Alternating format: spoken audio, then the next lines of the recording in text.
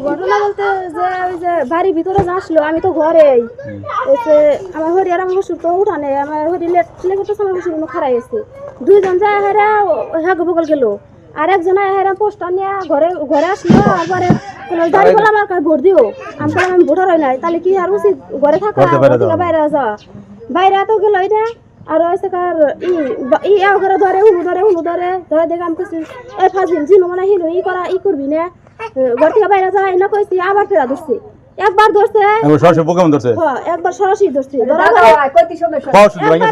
সরাসরি ধরার পরে আমি কইতাছি যে ফাজিল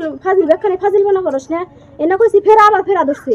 ধরার পরে সকালে আবার মা কারাবা কইছি যে ধরে আনছি বান্ধে না জুতা দেবে ধরে বান্ধে এনা যে কইছি না সেই সকালে সরাসরি বাইরে গেল গা তুমি কইছো আর জুতা দে বাইরে মানে তোমার কি আসলে কোনো গোপন জায়গায় হাত দিছে বুকে হাত দিছে বকই তো দিছে বকই তো গোপন একবার দিছে ই করতে কি আবার ফেরা ধরছে কি তুমি শুয়ে আসছিলে না আমি খাড়াই আছিলাম ডেন্টিস্টের পরামর্শ নাও নতুন কোলগেট অ্যাক্টিভ সল্ট বাবু কোথায় বাবু যে আবার করে নিয়ে আইছি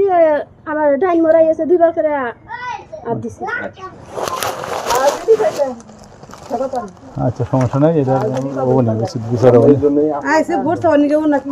ঘটনা করে না না এটাই বললাম যে সত্তর কোনোই নাই যদি এটা যদি প্রমাণ যদি লয়ে থাকে তাহলে